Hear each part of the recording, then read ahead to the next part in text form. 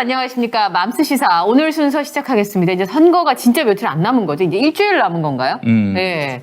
오늘은요 저희가 아주 큰 자리가 비어가지고 오윤혜 씨가 코로나와의 싸움에서 지셔갖고 오늘 못 나오셨어요. 그래서 저희가 한 자리는 특급 게스트가 오시는 자리를 비워놓고 김용민 PD와 신민정 평론가와 함께하겠습니다. 네. 어서 오십시오. 안녕하세요. 뭔 특급 게스트예요? 자리가 크잖아요. 오창석인데. 예. 오창석. 아, 지금 거의 다 오셨다고 하니까 예. 이야기를 좀 나눠보도록 하겠습니다. 예. 예. 맘스 시사가 조회수가 안 나와서 그러시는 거예요? 수요일마다 김용민 PD가 SNS 올리신 게 뉴스가 되곤 해서 주목도로 비교했었나. 보수 언론이 그럴 리가 없죠. 오늘 뭐 하여튼 시끄러운 일들이 있었는데 네. 이게 선거 때 패색이 짙어지면은 이렇게 뭔가 논란거리를 만들려고 합니다. 이게 저는 윤석열 후보 쪽의 패색을 볼 수 있는 대목이 아닌가 하는 생각이 여유는 들고요. 없어 보이네요. 네, 그렇죠. 이기고 있는 후보로서. 아니 지금 1등 후보라면은 계속 국민들의 마음을 사기 위해서 정말 포용적이고 또 중도가 마음에 들 만한 그리고 통합 메시지를 계속 내야 되는데 그래야 되죠. 뭐 하고 있어요? 지금 꼰트글러브를 쓰고 뭐 잘하면 치겠다 이런 느낌을 갖게 만들잖아요. 이런 와중에 또 우리 김용민 씨의 SNS 발언을 갖고 또 시비를 걸고 지금 또 우리 저 알바들이 많이 들어왔습니다. 예. 제가 좀 설명을 좀 드리자면요. 제가 올린 글은 뭐냐면은 제가 떨렁 이재명 전과는 문제없다 이렇게 쓴 것 같죠? 이거 차포를 또 떼고 보도한 겁니다. 그러니까 취지를 설명을 해주셔야 될 것 같아요. 변희재 씨가 그런 말을 했어요. 변희재 씨가 한 말이 뭐냐면 변희재 씨 아시죠? 네, 잘 알죠. 대표적 보수 논객인 우리 변희재 씨가 이재명이 전과 4범이다 이렇게 운운하는데 MB는 전과 11범이다. MB 전과 11범인 거 몰랐나? 알면서 다 선거운동 해놓고는 이 보수파리들이 이제 와가지고 이재명 전과 얘기하는데 이재명 전과는 또 경범죄다 이렇게 얘기를 했어요. 네. 그 글에 제가 나름대로 호응하는 글을 단 거죠. 그래서 이재명의 전과 사범에 대해서 문제 삼는 사람들한테 그러면은 전임 대통령들의 취임 전 과오에 대해서는 왜 이렇게 관대들 하신가? 이재명의 잘못이라고 하는 것은 한마디로 얘기해서 공익을 추구하는 과정에서 발생한 뭐 누군가의 비리를 찾기 위해서 혹은 공익을 실현하는 여러 가지 그 과정 속에서 벌어진 일들이에요. 하나하나 그 맥락을 설명하면은 이 사람 나쁜 사람이네라고 말하기 쉽지 않은 그런 대목도 있단 말이죠. 물론 전과가 뭐 아름답다, 훌륭하다 제가 이렇게 얘기하는 건 아니에요. 전과는 다 문제가 있죠. 그러나 전과의 질입니다. 이명박의 전과는 자기 사익을 추구하다가 발생했던 그런 범법이고요. 이재명의 전과는 역시 범법이죠. 그러나 경범죄 정도입니다. 그래서 저는 전과라 하더라도 경중을 가리자 이런 얘기를 한 것이고요. 그런데 지금 언론들 보도하는 거 보세요. 김용민이가 뜬금없이 그냥 이재명의 전과는 뭐 무죄다, 아무 잘못이 없다 이렇게 두둔했다는 식으로 보도하고 있잖아요. 맥락을 빼고 하는 얘기 아닙니까? 그렇죠. 근데 이런 것들이 어제 오늘의 일이 아니에요. 특히 선거 막판에 가면은 이런 수구 언론들하고 수구 야당들이 이런 짓거리 많이 합니다. 며칠 전에 포항 유세에 가서 이재명 후보가 이런 말을 했습니다. 세상에 어떤 대통령 후보가 정치 보복을 그렇게 드러내놓고 얘기합니까? 하고 싶어도 꼭 숨겼다가 나중에 몰래 하는 거지. 이렇게 얘기한 겁니다. 그런데 여기서 세상에 어떤 대통령 후보가 정치 보복을 공언합니까? 이 부분이 빠져요. 그래놓고 정치 보복을 하고 싶으면 숨겼다가 나중에 몰래 하는 거지. 이름으로써 이재명은 정치 보복을 남몰래 할 사람이다. 이런 식으로 말을 만들어내는 거예요. 야당하고 언론이. 이 장난은 주로 선거판에서 밀릴 때 많이 쓰는 수법인데 이걸로 저는 윤석열의 패색을 읽습니다. 네. 그랬더니 오늘 뭐 어마어마한 댓글러들, 악플러들이 또 달려들었어요. 이거 뭐 보니까 어디가 누군가가 좌표를 딱 찍고 여기 가서 악플 남겨라 해가지고 제가 친구만 댓글 달게 만들었습니다. 예. 열심히 와주시는 건 고마운데, 예, 그래요. 친구만 댓글 달기를 할 수 있도록. 그렇습니다. 예. 근데 말이죠. 우리 방송 시청하시는 분들 중에도 제가 이런 말씀 드리고 싶습니다. 항상 이런 식으로 김용민이가 뭔 얘기를 하면은 그 곡해를 해가지고 막 말을 만들어내가지고 그래 놓고는 너는 닥쳐라. 또 2012년 총선 얘기하면서 그때 선거 패배 책임을 기억 못하느냐. 그때 일을 또 다시 한번 실현하려고 하느냐. 뭐 이런 식으로 얘기하는 사람들이 있어요. 뭐 이건 진짜 해도 너무합니다. 제가 그런 식으로 얘기하자면은 2016년, 2017년 촛불과 대선 때 그때는 가만히 있었습니까? 민주당의 승리를 위해서 입 닥치고 있었나요? 어디 그 숨어 들어가 있었나요? 그리고 2018년 지방선거, 또 네. 2020년 총선 때도 나름대로 열심히 했습니다. 그렇죠. 그래 놓고는 2012년 총선 패배만 계속 들먹여. 이게 동지로서 할 소리가 아니죠. 네, 이런 얘기하는 사람들은 동지로 여기지 않고 다 그냥 불락으로 대응하고 있습니다. 예. 예. 그리고 또 저기 네. 전과 얘기 하나만 더. 어. 김건희 씨 네, 그것도 여쭤보고 싶었어요. 성상납을 강력하게 의심한다라고 제가 얘기를 했습니다. 성상납을 했다는 게 아니라 네. 성상납을 강력하게 의심한다라고 얘기를 했는데 네, 우리가 이 시간에 얘기 많이 했었잖아요. 그렇죠. 그렇잖아요. 요즘 윤석열 씨한테 김건희 씨가 찾아가서 만났어요. 뭐 때문에 만났느냐? 자기 비리와 관련해서 피의자로서 검사를 만났어요. 그리고 나서 둘이 동거합니다. 그러다가 뭔가 수상한 동거다 해가지고 결혼했단 말이야. 저 징계 사유에도 포함이 됐었나요? 그렇죠. 네. 그 전 과정을 보게 되면은 성상납을 의심할 수밖에 없는 부분이에요. 그렇지 않으면은 왜 동거를 합니까? 의심을 한 겁니다. 근데 오늘 또 뭐 국민의힘이 저한테 뭐 또 고발했다고 그러는데 토탈 두 번째입니다. 네. 의심도 처벌이 되면은 기꺼이 뭐 저는 근데 만약에 검찰에서 저를 부른다. 네. 말도 안 되게 소환하는 건데 가가지고 막 조사하다가 눈 동그랗게 뜨면은 눈 동그랗게 떴네 하면서 그냥 나와버리려고. 네. 공수처가 가지고 손준성이가 그랬다는 거 아니야. 그 수사관이 눈 동그랗게 떴더니 눈 동그랗게 떴다면서 나온 거 아니야. 나도 눈 동그랗게 뜨면 바로 나올 겁니다. 예. 지금 다들 궁금해 하셔가지고요. 오윤혜 씨가 이제 코로나 때문에 오늘 방송만 못 나오게 되셔서 지금 오창석 씨가 방금 도착해서 마이크 타고 계시거든요. 그러니까 오셔서 또 이야기를 좀 들어보도록 하겠습니다. 네, 일주일 전에는 여론조사 결과를 발표를 못 하잖아요. 네. 근데 지난주 KBS 오셨습니다. 오창석 평론가. 어서 오세요. 네, 안녕하십니까. 반갑습니다. 예. 예. 너무 바빠. 네, 아니, 바빴어요. 하루 종일 방송하신다고 지금 이제 네. 댓글에. 아닙니다. 앞방송도 오윤혜 씨 빵꾸 떼고 온 거예요. 혹시 집안이라서 대탈 띄워주시는 거예요? 오시구나 또. 네. 그래. 예. 자, 그래서 이제 지난주 KBS 여론조사가 이재명 후보랑 윤석열 후보가 소수점짜리까지 똑같았어요. 그래서 진짜 이런 적은 없었다 싶은 생각이 좀 들기는 하더라고요. 그래서 이제 언론에서도 쓰기가 너무 애매한 거죠. 그래서 박빙, 초박빙 뭐 이런 얘기들이 좀 나오고 있어서 근데 저는 후보가 움직이는 걸 보고 약간 여론조사가 다르게 읽히나 이런 생각이 좀 들었거든요. 이재명 후보가 이제 경북을 갔잖아요. 그러니까 보통 선거 막판에 들어가면 이제 좀 안정적이면 상대 진영을 주로 공략을 하고 약간 불안하면 집도끼를 지키려고 하는 그런 성향들이 좀 있어서 그런 부분이 있는 건가 뭐 이런 생각을 좀 했었습니다. 어떻게 생각하십니까? 저요? 네. 아세요? 근데 그때 영주 방문은 그 네. 윤석열 후보가 갑자기 당일날 취소하고 단일날 그쵸. 연례 선언한다고 올라오면서 영주가 좀 뻥 비어버리지 않았습니까? 그래서 캠프에서는 좀 전략을 잘 짰다라고 생각이 좀 들었고 네. 그 부분에 있어서 영주를 취소했다고 해서 갑자기 이재명 후보가 윤석열 후보보다 영주에서 득표를 더 많이 하거나 그러진 않을 것 같았는데 그래도 이제 몇 퍼센트라도 뜯어온다는 것 자체가 사실 뜨거운다 새로운 발언. 네, 굉장히 중요하지 않나. 네. 사실은 이제 원래 텄밭을 흔드는 게 좀 크거든요. 그쵸. 70% 나오는 곳을 10%만 줄인다 하더라도 저쪽에서 가져갈 수 있는 표가 굉장히 많이 잠식되니까 그게 전체적으로 영향을 많이 미칠 수 있을 거라고 생각이 들고 영주를 간다고 해서 원래 이재명 후보가 가려던 곳에 사람들이 인기가 떨어지냐 그런 건 아닙니다. 민주당 지지자들 입장에서는 저게 전략적으로 후보가 잘 움직이고 있구나 오히려 그렇죠. 네. 캠프가 전략을 잘 세웠구나라고 더 응원의 메시지를 보내주고 있기 때문에 영주뿐만이 아니라 다른 지역에서도 충분히 좀 더 많은 응원을 받지 않았을까 생각이 들어요. 네. 오히려 이재명 후보 쪽에서 통합 메시지가 더 나오고 있고 아까 말씀하신 것처럼 윤석열 후보 쪽에서는 네거티브 그리고 네. 퍼포먼스 네.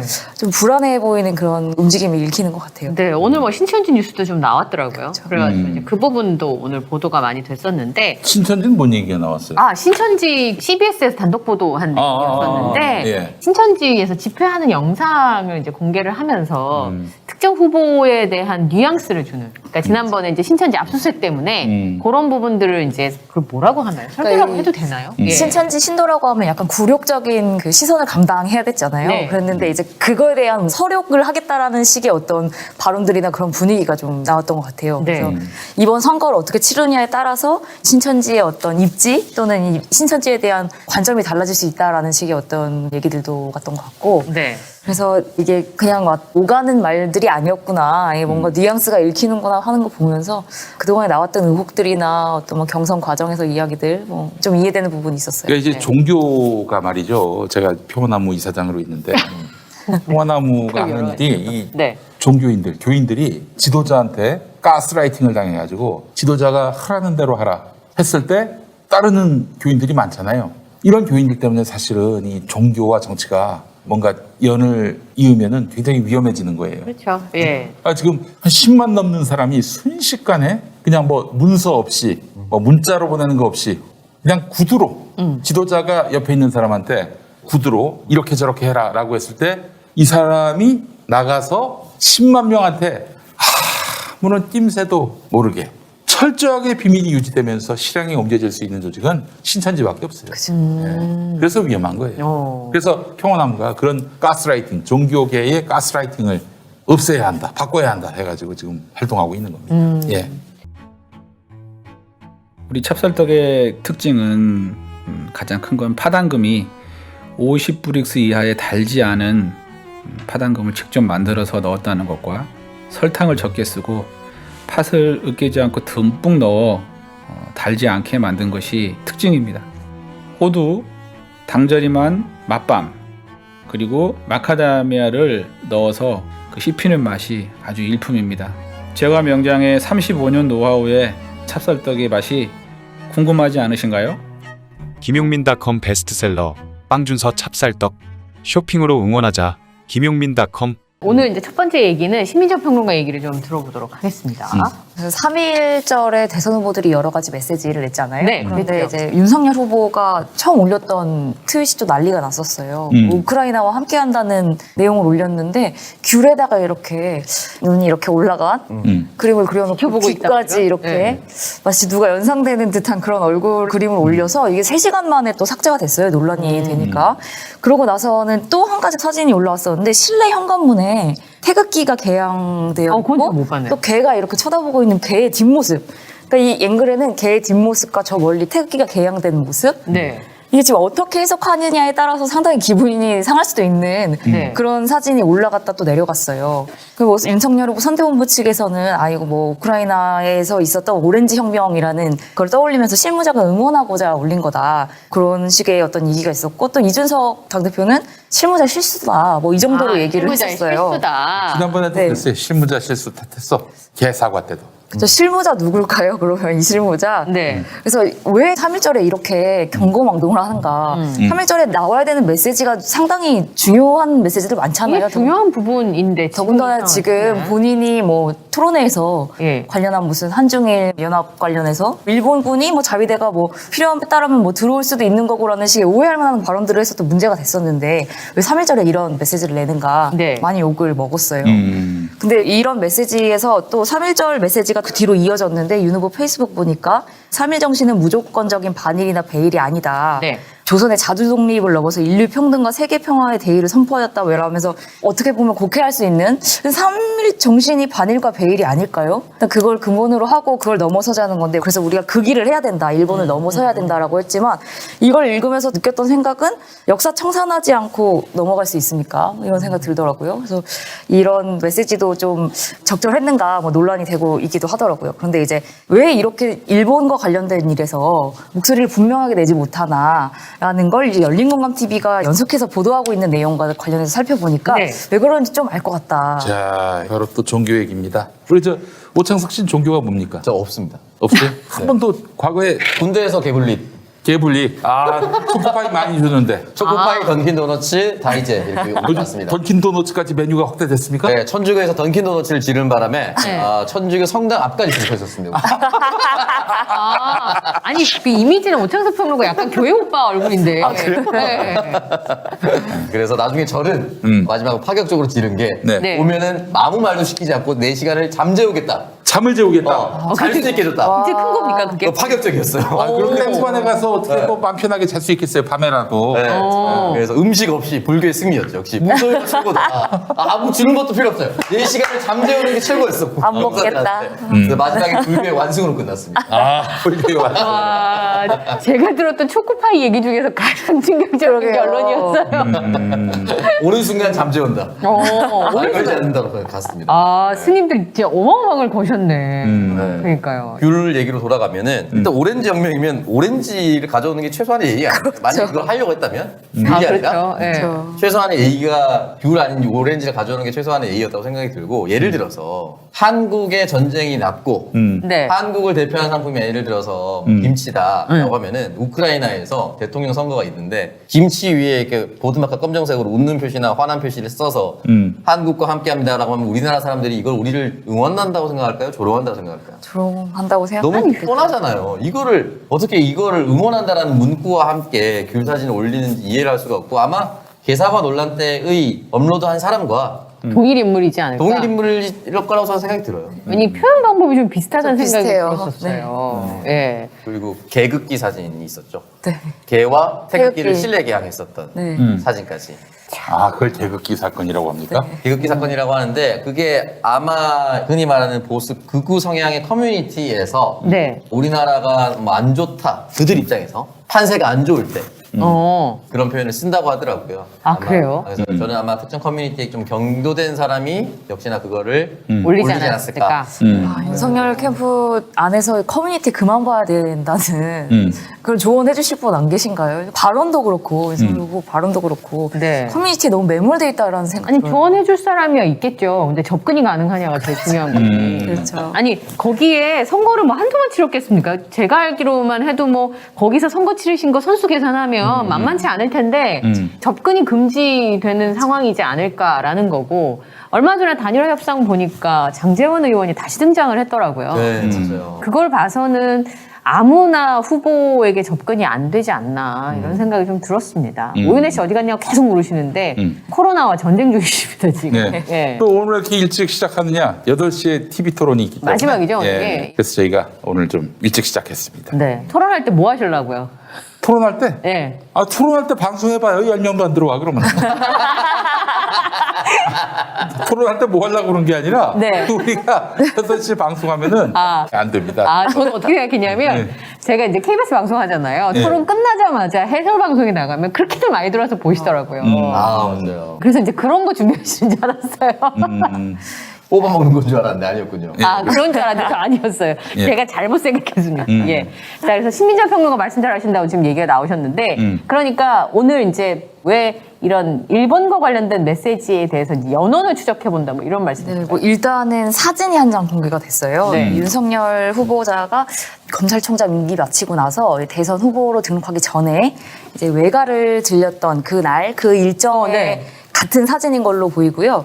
근데 이 아마 친척들하고 찍은 사진 같은데 뒤에 아주 크게 남묘 호랑개그라고 족자 이렇게 걸어놓잖아요. 집안에 뭐. 그렇지. 그게 세로로 아주 길게 써져 있는 그 글씨가 있어요. 그러니까 이 말은 사실은 한자로만 읽으면 남무묘법 연화경이라는 글귀인데 이게 일어로는 남묘 호렌케교, 네. 그다음에 우리말로는 남묘 호랑개교라는 말이에요. 이게 일본 불교의 한 종파. 네, 고 이게 이 말은 이제 나무아비타불과 같은 그런 말로 비슷한데 이 종교는 사실 1200년도에 일본에 승려한 사람을 섬기는 종파에서 비롯이 됐는데 네. 이 일련종이라는 이 한 분파가 일련 정종으로 이어지고 이제 이건 종교적인 흐름이에요. 아. 계속 이제 종파가 갈리잖아요, 분파가. 근데 일련종에서 일련정종, 남묘호랑개교의 일련정종까지 이어졌는데 이것과 별개로 이제 19세기에서 20세기 초반에 사회운동 차원에서 이제 창가학회라는 또 다른 흐름이 생겨납니다. 이 남묘호랑개교 안에. 아. 이거는 뭐냐면 이 일련정종이 너무 극우적 성격의 뭐 전쟁을 찬양하고 천황 중심 사상의 뭐 군국주의 뭐 이런 우익에 굴복하기 시작하니까 그 안에서 다른 흐름이 나온 거죠. 사회운동 차원에서 천황 중심 사상을 거부하고 또 일본 군국주의와 타협하지 않겠다는 네. 그래서 전쟁을 반대하는 흐름으로 이 창가학회가 이제 만들어졌어요. 그런데 이 창가학회가 바로 이제 한국 이 남묘호랑개교 지부 한국 SGI라고 불리는 SGI. 네, 여기가 이제 창가학회 흐름이니까 이 한국 SGI라고 하면 전쟁을 반대하고 그리고 네. 이제 뭐 군국주의를 찬양하는 세력과 완전 이제 대치되는 그래서 평화를 추구하는 그런 라인인 걸로 보여지고요. 일본 공명당이 이 창가학회 라인에서 생겨난 당이라고 하는데 연정을 하고 있긴 하지만 네. 진보적인 색채가 다소 강하고 이제 그래요? 전쟁이나 이제 군국주의 반대, 네. 원자력 반대하는 그런 흐름이 있다라고 하더라고요. 네. 근데 이 남묘호랑개교가 그러면은 이런 한국적인 흐름, 이 창가학회 라인을 따른 이 전쟁을 반대하는 반대하고 뭐 평화를 추구하는 이런 흐름의 어떤 종교적인 색채를 갖고 있느냐. 다들 낯서신가 봐요. 남녀 호랑교적. 이거 안 들어보신 분들 많을 거예요. 네. 남묘 호랑개교. 네, 한국 우리말로 남묘 호랑개교라는 이 종교인데 이제 네. 일본 불교의 한 종파라고 보시면 되고, 그런데 이 종파가 크게 두 가지로 나뉘는데 우리나라 안에 있는 한국 SGI라는 라인은 이제 전쟁을 반대하고 평화를 추구하는 라인이라면 네. 일본에 있는 그 일련 정종으로 이어지는 그 라인은 아까 말씀드린 것처럼 군국주의, 천황 중심 사상, 전쟁 찬양 뭐 이런 극우 라인. 그리고 실제로 일본이 우리나라를 침략할 때 사상이 바탕이 된 그런 흐름도 있었어요. 그래서 네. 만약에 남묘 호랑개교의 창각회 라인이 아니고 뭔가 일련 정종의 어떤 그런 전통을 따른다라고 한다면 천황을 섬기고 네. 극우적인 성격을 가진 그런 인물일 가능성이 많은데, 그래서 이제 열린공감 TV에서 이 사진을 확보하고 나서 한국 SGI 쪽에 문의를 했다고 해요. 지금 뭐 사진을 하나 봤는데 족자에 걸어서 크게 사진을 찍었더라. 네. 그쪽 전통은 어떠냐라고 했더니 한국 SGI 쪽에서 우리는 족자를 만들어서 걸지 않는다. 네. 절대로 걸지 말라고 권고하고 있고, 네. 그런 글귀가 있다고 하면 글귀 앞에서 사진도 절대 찍지 않는다. 네.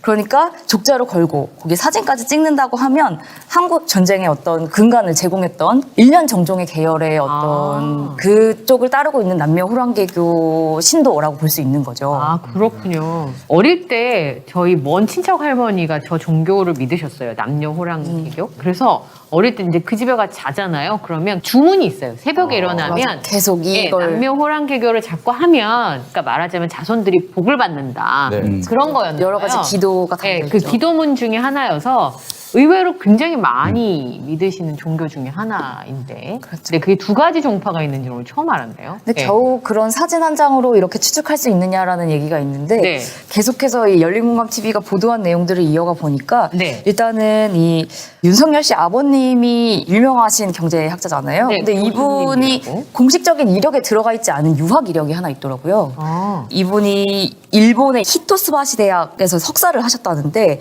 이게 일본 문부성 장학생으로 들어간 거니까 상당한 이력이 될 수 있어요. 근데 이게 이제 공식적인 이력에서는 아예 빠져 있는 거죠. 네. 그래서 이 히토스바시 대학이 어떤 곳인가 열린공감 TV가 취재를 해봤더니, 조선인민은 소와 말, 개, 돼지다.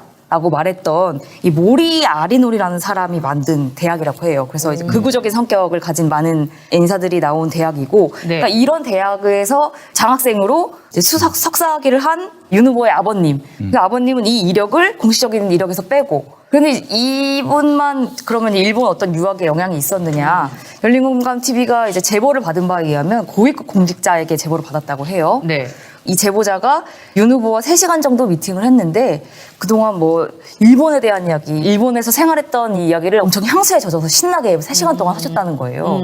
그러니까 뭐 집안에서 이제 사법고시에 연거푸 떨어지니까 아버님이 이제 일본에 있는 히토스바시 대학으로 쫓아냈었다라는 얘기가 있었고, 대학원에 다니기 전에 조교 생활을 먼저 할 수 있다고 해요. 좀 독특한데 이 일본에서는 그런 어떤 대학원 다니기 전에 그런 보조를 하거나 배우거나 하는 과정이 있나 봐요. 네. 대학원을 다녔던 건 아닌 것 같고, 이런 조교 생활을 하다가 한국으로 돌아온 것 같은데, 어쨌든 이게 사실이라면 아버님이 극우 성향의 대학원을 나오셨고 그 아들에게 그런 자리를 권고하셨고, 그리고 이런 어떤 극우나 어떤 천황을 숭배하는 그런 사상이 있는 집안에서 자라났다라고 한다면, 우리가 그동안 봤던 일본에 대한 태도나 또는 일본에 대한 발언들이 그냥 우연이거나 정치적인 어떤 색깔에서만은 아니겠다라는 생각이 드는 거죠. 그리고 이것만 있는 게 아니더라고요. 또 네. 이건 한 사건인데, 이 자꾸 윤석열 후보 유세장에서 폭력 사건이 일어나요. 근데 한 여대생이 이제 전쟁 안 된다라고 이제 이야기할 때, 그 선제 타격 안 된다라고 시위를 하는데, 그 뒤에서 이제 막 구타가 일어나기 전에 무슨 소리가 들리냐면 히로히토 천황 만세, 뭐 아베 만세, 이런 소리들이 들려요. 윤석열 지지자들의 어떤 그런 성향을 가진 분들이 있다라고 볼 수도 있는 거죠. 그리고 이재명 후보가 유세하는 그 유세장 반대편에서 건의사랑이라는 깃발을 막 휘날리면서 알 수 없는 옷을 입으신 분들이 춤을 추는 그런 영상이 공개가 됐어요. 근데 아주 일장기와 흡사하게 이런 하얀 종이에, 아니 하얀 깃발에 빨간 색깔 동그라미 안에 건의사랑 이렇게 써져 있어요. 누가 봐도 이건 일장기라고 볼 수 있는 그런 흐름들이 그냥 어떤 정치적인 색깔 또는 뭐 윤석열 후보의 정치적인 스탠스 때문에 일어난 게 아니라 어떤 배경이 있지 않은가라고 추측해 볼 수 있다라는 그런 의심을 거죠. 하시는 거죠, 지금. 그렇죠. 네네네. 이것뿐만이 아니라 삼부토건 조남욱 회장과 또 네. 조남욱 회장을 소개시켜줬던 이 황하영 이 동부정기 그분 회장님하고도 인연이 있는데 이분들도 다 일본과 아주 가까운 분들인 걸로 보여져요. 뭐 조남욱 회장 같은 경우는 일정표에 주목할 만한 일정들이 있는데 뭐 신임 주한 일본 대사 환영우찬, 네. 천황 탄생일 축하연회 뭐 이런데 공식적으로 참여했던 그런 사진들이 나오고 있고요. 이 자료는 이제 2011년 검찰 수사 당시 이제 압수했던 그 일정표에서 나왔던 내용들이라고 해요. 그리고 뭐 한일 친선협회, 뭐 친선위원회, 뭐 여러 가지 활동도 했던 것 같고, 그리고 일본 대사관이 특별하게 초청했던 한국에서 유일하게 8명만 초청을 했는데 그 중에 초청된 8명 중에 1명으로도 볼 수가 있고.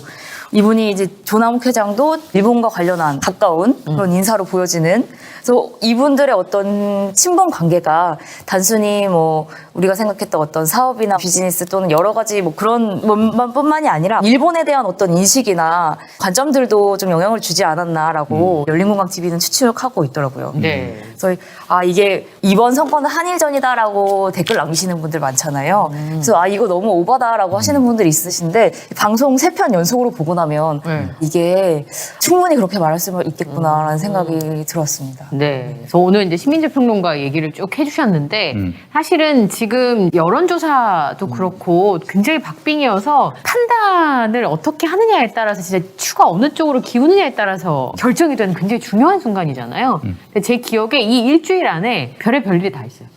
네. 여론조사를 공표할 수 없으니까 여러 가지 얘기들을 이제 얘기 들었어 뭐 어떻대 뭐 이런 얘기를 서로 하고 저도 오늘 이제 캠프 계신 분들을 한번 만났는데 어때요 그랬더니까 거기서도 말씀을 잘 못 하시더라고요. 이제 박빙은 박빙인 것 같아 뭐 이렇게 얘기를 하시는 그런 상황이었는데 예전 같으면 이 정도 되면 우리가 앞서고 있다 이렇게 얘기하는 팀이 나올 만도 한데 네. 그렇죠. 그렇죠? 지금은 이제 좀 앞서고 있다 이런 얘기를 이제 어느 쪽에서 나올 만한데 전혀 그럴 리가 없는 것 그렇지 같아요. 않은 것 같고 15대 대선 때 39만 표차 이제 김대중이 네, 그쵸. 이렇게 났었잖아요. 그 정도 표차로 결과가 나오지 않을까라는 생각이 들 정도로 30. 그러니까 2017년 대선이야 워낙 네. 차이가 많이 나왔기 때문에 그렇죠. 그리고 네. 또 그 당시에는 문재인 후보가 안 되면 또 이상한 느낌이었어요. 또. 아 그렇죠. 그때는 네. 그래서 역대급 많은 후보들이 나왔었던 이유가 그냥 소신 투표할게 어차피 문재인 대통령 될 거니까 이거에 있었어요 실제로. 그래서 다른 후보들이 표를 많이 가져갔거든요. 네. 근데 2012년을 보면은 마지막 여론조사 공표 기간쯤에 당시 박근혜 후보와 문재인 후보가 한 4에서 5% 정도 차이 났습니다. 근데 그때도 오차 범위 내였고 그렇죠. 접전이라고 얘기했었고 맞아요. 심지어 이정희 후보 사퇴하고 나서 한 12월 초쯤에는 골든 크로스가 있었느니 없었느니 얘기 엄청 있었어요. 왜냐하면 그때 네.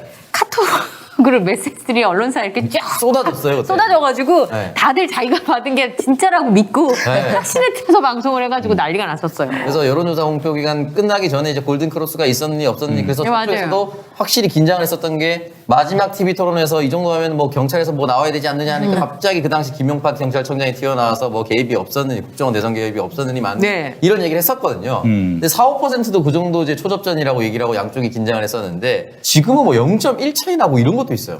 그렇죠. 아니 똑같은 것도 있다니까요, 소수점. 네. 똑같은 것도 있고 0.1 차이 나는 것도 있고 이런 거 네. 보면은 둘이 붙어 있는 건 확실한 것 같고 결과적으로 마지막까지 누가 진짜 투표장을 끌고 나갈 수 있는 힘이 있느냐. 그렇죠. 이게 제일 중요한 것 같고 이 방송 보시는 분들 뭐 다들 투표하시겠지만 3월 4일, 5일 사전 투표하고 나면 각종 찌라시들이 또 돌 겁니다. 아 예언하신 거네요. 무조건 찌라시가 돕니다. 그래서 우리가 불리하니까 투표장으로 나가야 됩니다. 네. 아니면 뭐 반대로 국민의힘에서 이제 윤석열이 이기고 있다라고 얘기를 해서 민주당 표를 뭐 투표를 포기시킨다고 역공작을 할 수도 있고 그러니까 각종 버전의 찌라시들이 토론에서 나올 거예요. 네. 그래서 사전 투표 결과 40%가 투표를 했고 그중에 이재명이 어느 정도 이기고 있고 아니면 우리가 이겨야 됩니다. 투표합니다. 이렇게 막 쏟아질 거니까 그런 거 신경 쓰지 마시고 그냥 투표장 가셨으면 좋겠어요. 맞아요. 그런 판세 분석하지 말고 어차피 왜냐면 3월 5일에 그런 찌라시가 돈다고 하면 3월 9일 저녁이면 나와요 결과가. 그러니까 무조건 투표장으로 가셨으면 좋겠고 그 찌라시 받을 시간에 한 명이라도 더 이제 꼬드겨서 투표장으로 데리고 가시는 게 낫지 않을까라는 생각이 듭니다. 예. 맞습니다. 지금 최근에 여론조사 결과를 보니까 추세도 어느 한쪽이 이렇게 선점했다고 보기에는 아슬아슬한 측면들이 여전히 존재를 하더라고요. 연령층도 예전처럼 나눌 수가 없는 그런 상황이 좀 있는 부분들이 있어서 최근에 유시민 이사장이 방송에 출연했을 때 어느 정도냐 그랬더니 박빙인 거 맞는 것 같다. 근데 반집 정도 바둑으로 치면 네, 이재명 후보가 앞서고 있는 것 같고 지금 카드가 한 두 가지 정도는 더 있을 것 같다. 이런 얘기를 했었잖아요. 그러니까 이게 이제 어느 연령층이든 어떤 지역이든 간에 흐름이 바뀌는 연령대나 지지층이 있으면 이제 그거가 아마 결론을 내주지 않을까 이런 생각이 좀 들기도 하네요. 네, 그래서 카드가 저는 이제 어떤 게 남아 있을지는 잘 모르겠어요. 유시민 전 장관도 들은 게 있거나 네. 두 개가 있길 바라는 마음에서 했을 수도 있고요. 바라는 마음에서. 네. 네. 있어야 근데 한다. 예전에 안철수 후보를 끝까지 지지하는 표심은 사실 거대 양당 체제에 지쳐서 그쵸. 어떻게든 안철수를 찍는 사람들이에요. 네. 근데 이제 나머지 저는 뭐 몇 가지 정도 뜯어올 수 있는 표가 있다면 예를 들어서 뭐 김종인, 윤여준 이런 사람들이 계속 나와서 이재명과 통합정부를 구상할 수 있다는 사인을 계속해서 보내고 뭐 예를 들어서 TV 찬조연설을 마지막 10번 타자로 김종인 전 위원장이 나온다든지 아, 그럼 파급력이 있겠죠. 아니면은 대선 중요한 순간에 같이 점심을 먹는다든지 뭐 뜻과 취지에 모두 공감한다 뭐 이런 식의 메시지가 네. 나온다고 하면 이 표심들은 어떻게 움직이냐면 제가 생각했을 때는 안철수 후보가 아닌 예전에 이회창 후보를 지지했었던 전통적인 고령층의 보수 표심 조금 움직일 수 있을 것 같다는 생각이 좀 들어요. 아, 오히려. 네, 그러니까 이회창 후보가 선거에 3번 나왔습니다. 네. 김대중 패배, 노무현 패배는 박빙 패배이기 때문에 억울할 수 있겠지만 마지막에 나왔을 때는 10몇 %. 15%. 네, 정확하게 15%. 그래서 다 보전받았죠. 다 보전받았어요. 그 표심이 있어요. 아, 그래서 그때 국회의원 선거도 선진당의 경우 2석인가 3석 꿔와가지고 네. 예, 교섭단체 꾸리고 뭐 이랬던 적 있었잖아요. 네. 예. 그래서 그 표심이 여전히 그냥 흔히 말하는 원래 황교안이 등장하기 전에 말도 조곤조곤하고 품격 있는 보수를 좋아하는 아재층이 아직 있습니다. 오. 그 층들이 윤석열 후보를 끝까지 지지하지 않을 가능성이 있어요. 그런 표심들을 저는 이제 윤여준 전 장관이나 김종인 전 위원장이 조금 다독일 수 있을 것 같다. 근데 네. 워낙 초박빙의 상황이니까 그 다독이는 표심도 큰 요요타가 될 수가 있는 거죠. 그런 부분들이 좀 있었으면 좋겠다. 아, 현재 선호 키워드가 우크라이나 전쟁 때문에 평화와 경제랍니다. 오늘 토론에서 많이 언급됐으면 좋겠네요. 이런 말씀을 하셨었는데 오늘은 사회 분야 토론이어가지고 저희가 나올 수 있을지 모르겠지만 어쨌든 요즘에 뉴스가 꼭지가 25개, 30개면 20개가 우크라이나예요. 아, 맞아요. 네.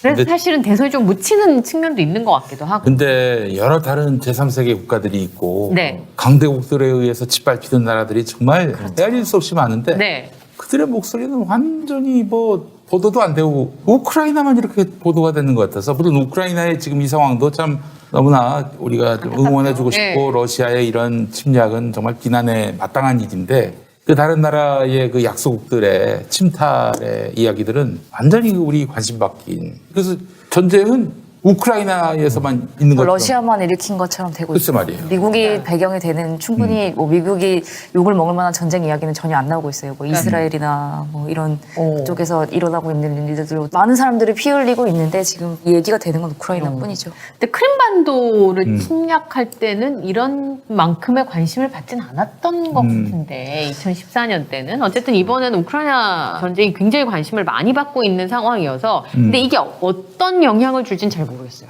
네. 이게 처음에는 대선 토론 전에도 저는 2차 토론 전에 네. 민주당 관계자분들한테 그런 의견을 드렸었어요. 굳이 젤렌스키 대통령을 조롱할 필요는 없을 것 같다. 그렇게 의견 전달을 하고, 근데 실질적으로 이제 후보자가 뭐 초보 대통령이라 발언하고 나서 약간 사과를 하고 그랬었잖아요. 네. 근데 이게 우리는 그렇게 얘기를 하잖아요. 네. 근데 진짜 바닥 민심까지도 똑같이 생각할 것인가? 그러니까 정치 공학여층과 생업에 종사하는 분들이 그렇죠. 똑같이 생각하실 것인가에 대한 문제는 또 별개로 생각하는 거예요. 그러니까 상부에서는 언론에서는 특히나 이재명 후보가 당선되지 않길 바라는 보수 언론에서는 그걸 연일 보도하고 이재명 후보가 잘못했다는 식으로 몰아가긴 하는데 진짜로 생활의 최전선에서 있는 분들이 초보 대통령 맞긴 맞잖아라고 진짜로 네. 그렇게 생각을 한다고 했을 경우에는 네. 그게 오히려 보수한테 역효과가 날 수도 있다는 거예요. 그렇기 때문에 이거는 사실은 되게 특이한 경우긴 한데 네. 선거 끝나고 부른 조사가 나오진 않겠지만 결과적으로 그 발언과 우크라이나 전쟁이 누구한테 유리했는가로 그건 모를 것 따져보면 같아요. 그건 알 수가 없다고 저는 생각이 들어요. 예, 왜냐하면 제가 이제 방송하러 가면은 분장실에 계신 분들하고 얘기를 하잖아요. 전쟁이 무섭다는 생각을 그걸 보면서 하는 건 다라면 다 똑같아요. 왜냐하면 아이들이 막 비명 소리가 나고 이제 그것만 보면 애 키우는 엄마들은 세상에 이제 이렇게 생각을 하게 되니까 그래서 그게 무섭다는 걸 알지만 그러니까 뭘 해야 되는지는 사람마다 생각이 다를 수 있다는 생각이 좀 들더라고요. 전통적으로 안보가 필요하다고 생각해서 보수층에 쏠릴 수도 있지만 그렇지 않을 수도 있다는 생각이 좀 들어서 이번에는 이제 선거가 끝나고 나면 여러 가지 분석이 나오겠지만 실제로 표심에 어떤 영향을 줬을지는 좀 지켜봐야 될 것 같아요. 예. 광고 저희가 광고해야죠. 예. 자, 요즘 대선 앞두고 속이 불편하다고 답답하다고 하시는 분들, 다이어트가 필요하신 분들의 고민을 비우다 장 선생 다이어트 유산균이 비워드립니다. 이 비우다 장 선생은 우리 몸에 이로운 유익균 프로바이오틱스와 프리바이오틱스가 함께 들어있어서 장내 유익균 증식 및 유해균 감소에 도움을 줍니다. 프락토 올리고당도 들어있어서 대장 내의 유익균 성장을 촉진해서 원활한 배변 활동에 도움을 줍니다.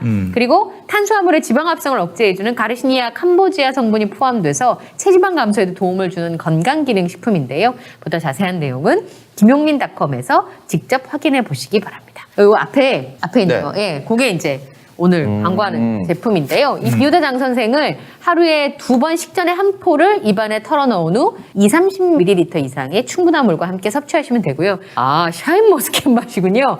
예, 상큼하고 달달해서 섭취도 편하다고 합니다. 한번 맛보시면 매일 이 비우다 장 선생을 먹는 시간이 아마 기다려지실 겁니다. 비우다 장 선생 한 박스 30포가 15일분인데요. 19,900원, 석 달분 180포는 89,000원. 이 석 달분이 훨씬 더 저렴하시니까 이걸 참고하시면 좋겠고요. 김용민닷컴 전 상품은 무료 배송입니다. 다이어트가 유산균하고 되게 밀접하다고 하더라고요. 그러니까 저희 남편이 정말 대식가거든요. 앉으면 끝까지 먹는. 살이 안 쪄요. 항상 일정하거든요. 네, 아침에 가시는 시간이 그래서 이게 먹은 만큼 잘 내보내는 게 굉장히 중요하다는 걸 제가 느꼈었는데 그래서 요즘 다이어트를 여성분들 인스타그램에서 이제 많이 얘기했을 때 반드시 이제 유산균 먹으라고 많이들 하시죠. 예. 잠시 후 하얀스마트 오픈 기념 특별 세일을 시작하겠습니다. 저희의 첫 번째 프로모션 자율주행 셔틀입니다.